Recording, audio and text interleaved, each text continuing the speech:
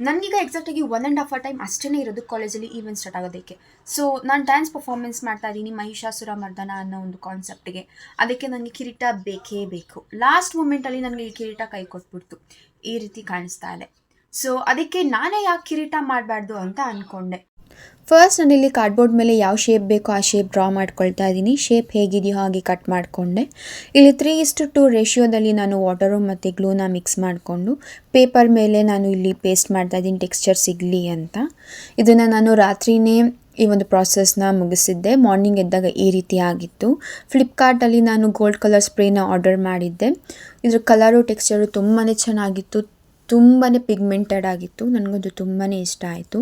ಇದು ಡ್ರೈ ಆಗೋದಕ್ಕೆ just 3 minutes ಅಷ್ಟೇ ತೊಗೊಂಡಿದ್ದು, ಬೇಗನೆ ಡ್ರೈ ಆಯಿತು. ಆಮೇಲೆ ಇಲ್ಲಿ ನಾನು ಅಕಾರ್ಡಿಂಗ್ ಟು ಮೈ ಟೇಸ್ಟ್ ನಾನಿಲ್ಲಿ ಬೀಟ್ಸ್ನ ಅಂಟಿಸ್ಕೊಳ್ತಾ ಇದ್ದೀನಿ.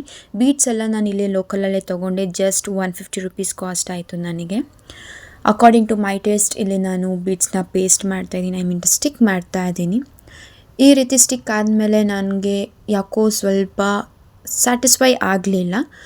ಹಾಗೆ ನಾನು ಯೋಚನೆ ಮಾಡ್ತಾ ಇರ್ಬೇಕಾದ್ರೆ ಕುಂದನ್ಸ್ನೆಲ್ಲ ತಂದು ಆ್ಯಡ್ ಮಾಡಿದೆ ಮತ್ತು ದಪ್ಪ ಬಿಂದಿ ಬರುತ್ತಲ್ಲ ಅದನ್ನು ಕೂಡ ಆ್ಯಡ್ ಮಾಡಿದೆ. ತುಂಬಾ ಚೆನ್ನಾಗಿ ಬಂತು. ಅದು ಫುಲ್ ಕವರಪ್ ಮಾಡೋಕ್ಕಾಗಲಿಲ್ಲ. ಇದು ಹೇಗೆ ಕಾಣಿಸ್ತಿದೆ ನನ್ನ ಮೇಲೆ ಅಂತ ನೆಕ್ಸ್ಟ್ ವಿಡಿಯೋದಲ್ಲಿ ನಾನು ಪೋಸ್ಟ್ ಮಾಡ್ತೀನಿ.